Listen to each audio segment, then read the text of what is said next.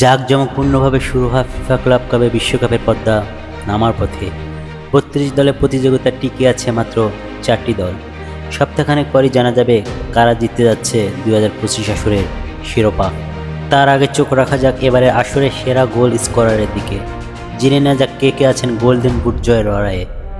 Group পর্বে ৩ আর round of 16 of quarter ফাইনালে যৌথভাবে সেরা গোল স্কোরের তালিকায় আছেন রিয়াল মাদ্রিদের Gonzalo Garcia, Benfica Angel Di Maria, Al হিলালের মার্কাস রেওয়ান্দে ও বরুসিয়া ডর্টমুন্ডের সিরো গিরাসি।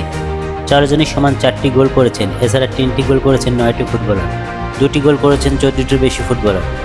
তবে এত গোল স্কোরারের ভিড়ে গোল্ডেন বুটের দৌড়ে সবচেয়ে এগিয়ে আছেন রিয়াল মাদ্রিদ ফরোয়ার্ড গার্সিয়া, কারণ তার সঙ্গে যৌথভাবে শীর্ষে থাকা কেউ টুর্নামেন্টে টিকেনি। সেমিফাইনাল আগেই বাদ পড়েছে তাদের দল, সুতরাং পরবর্তী ম্যাচে একটি গোল করলেই সবাইকে ছাড়িয়ে যাবে এককভাবে, শীর্ষে উঠে যাবেন গার্সিয়া। এদিকে সুযোগ রয়েছে চেলসির পর্তুগিজ ফরোয়ার্ড পেদ্রো নেতোরাও। এখন পর্যন্ত 3টি গোল করেছেন তিনি। সেমিফাইনালে মঙ্গলবার 8ই জুলাই ফ্লুমেন্সের বিপক্ষে খেলবে তার দল, আর ফাইনালে উঠলে আরেকটি সুযোগ পাবেন তিনি। এছাড়া 2টি গোল করা পিএসজি ডিফেন্ডার আশরাফ হাকিমও আশা রাখতে পারেন। সেমিফাইনালে তার দল খেলবে রিয়াল মাদ্রিদের বিপক্ষে।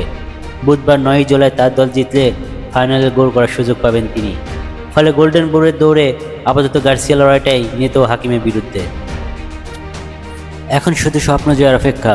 কে জিতবে ফাইনাল, কে জিতবে গোল্ডেন বুট, কে জিতবে গোল্ডেন বল।